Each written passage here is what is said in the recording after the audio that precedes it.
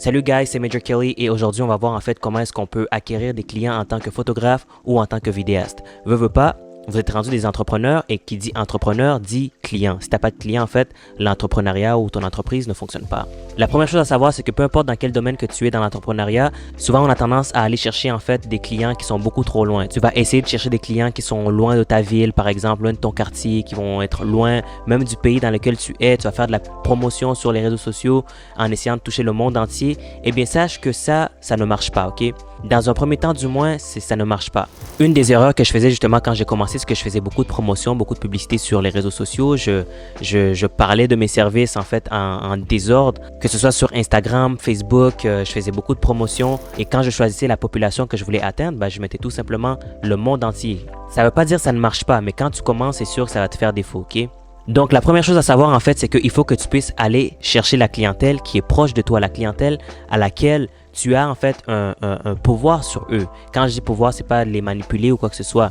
Je vous donne un exemple. Avant de promouvoir, par exemple, mes services de photographie, mes services de vidéographie à du monde à l'extérieur de ma ville, eh bien, je peux tout simplement commencer dans mon quartier. Et je peux aller dans les quartiers, je dis aux gens, ouais, si vous avez, par exemple, je sais pas, un anniversaire, un mariage, peu importe, je suis prêt, en fait, à couvrir tout ce qui est la portion vidéo, photo. Tu vends tes services, mais à ta communauté qui est proche, à des gens qui sont proches de toi. Souvent, on va se dire, ouais, mais j'ai pas envie de travailler avec eux. Tu es entrepreneur, donc tu as des ambitions, tu sais vers où est-ce que tu veux t'en aller sur du long terme. Mais là, je te parle d'abord sur du court terme. Tu commences, tu débutes, il est important que tu ailles atteindre cette clientèle avec laquelle tu as justement une connexion qui est déjà faite, qui est déjà établie, des personnes que tu peux avoir accès à eux facilement, tranquillement. C'est ça que je veux dire par une autorité sur eux. Et puis, ce qu'on néglige avec ce genre de clients, c'est que ces clients, eux aussi, ils ont un réseau. Eux aussi, ils connaissent d'autres personnes. Ce qui veut dire, si tu fais un très bon travail pour eux, ils n'auront pas de difficulté à te recommander à qui que ce soit. Et quoi de mieux quand une personne fait de la promotion pour nous? C'est une publicité qui est gratuite, qu'on n'a pas besoin de payer, on n'a pas besoin d'investir dedans. Ça se fait tout seul de son côté. Tout ça parce que justement, tu as fait un bon travail, un bon service à une personne que tu connais déjà.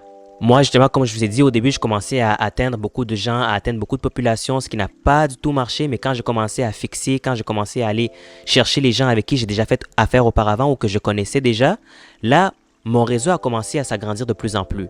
Je suis parti d'un client à 2 clients, à 3 clients, à 4 clients, jusqu'à ce que j'aie des clients qu'on appelle des clients récurrents qui sont là à chaque mois. Mais que j'ai eu comment? Des fois en faisant des trucs gratuits pour des gens que je connais.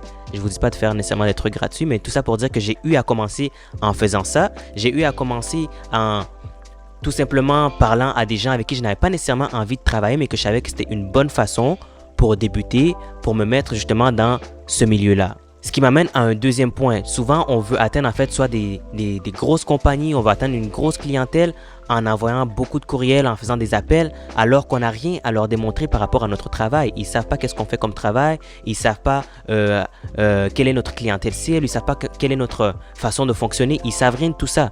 Parce qu'on n'a peut-être pas de site web, on n'a pas de portfolio, on n'a rien pour démontrer en fait à la clientèle. Du coup, quand on envoie des courriels, quand on appelle, on perd notre temps à nous puis on leur fait perdre du temps à eux aussi. Parce que c'est presque garanti qu'ils ne feront pas affaire avec nous. On n'a rien à leur démontrer, on n'a rien à leur donner. Même si tu leur donnes plusieurs promesses, je vais faire telle chose pour vous, je vais accomplir telle chose pour vous, c'est bien beau, mais ils sont comme... En travaillant avec ta communauté avec laquelle tu as un pouvoir, en travaillant avec ces personnes-là avec qui tu t'entends bien, ça te permet également de commencer à construire tranquillement ton portfolio que tu peux montrer à des futurs clients. Et le troisième point que je pourrais dire par rapport justement à ce genre d'acquisition de clients, c'est que le plus que tu cours vers les gens, le plus que eux aussi ils courent. Le plus que tu vas courir après les clients, le plus que ils vont s'éloigner de toi en vrai, le plus que tu les repousses en vrai. Okay? Je te conseillerais plutôt de commencer à travailler sur ta stratégie marketing, à travailler sur ton contenu, à travailler sur ta notoriété, à travailler à vraiment construire quelque chose de professionnel par rapport à toi-même, avant de commencer à courir vers eux. Et veux pas, le plus que tu travailles sur toi, le plus que tu construis cette base de ton entreprise en tant que photographe ou vidéaste, les gens regardent et veux pas, ça va commencer à parler, ça va commencer à répandre en fait la nouvelle comme quoi t'es là, t'existes et que tu as de très bons services parce que ils voient qu'est-ce que tu fais, ils voient les publications que tu fais, ils voient justement que tu travailles avec telle personne, ça va commencer à se savoir, ok? Toi, ce que tu as besoin de faire en fait, c'est de te présenter, c'est d'être là, démontrer aux gens que tu es là, tout simplement. Sans nécessairement les appeler, les envoyer des courriels, leur dire que tu veux travailler avec eux, commencer à les supplier, commencer à faire pitié ou quoi que ce soit. Pas besoin d'aller là, ok? Dans un premier temps, travaille sur toi, ok? Travaille avec ce que tu as déjà, puis par la suite, avec ce que tu as, ce que tu vas construire, c'est ça qui va aller attirer ce que tu n'as pas encore, les personnes que tu n'as pas encore atteintes. Évidemment, il y aurait plusieurs choses à dire par rapport à l'acquisition de clients. Il y aurait énormément de choses à partager. Puis je pense que justement, une vidéo de 5-10 minutes, eh bien, c'est pas assez, c'est pas suffisant, ok? Mais on est d'accord pour dire que c'est déjà une très bonne base pour aller acquérir ses clients. Si vous êtes intéressé par rapport à comment est-ce que moi je travaille personnellement par rapport à ma clientèle, comment est-ce que je fais pour promouvoir mes choses, écrivez-le en commentaire, ça va me faire plaisir de faire une vidéo plus longue, plus détaillée par rapport à comment est-ce que moi personnellement je travaille ou juste vous partager en fait mon expérience personnelle plus en détail de comment est-ce que j'ai commencé versus là où est-ce que j'en suis en ce moment. C'est tout pour moi guys, on se voit dans une prochaine vidéo. Peace.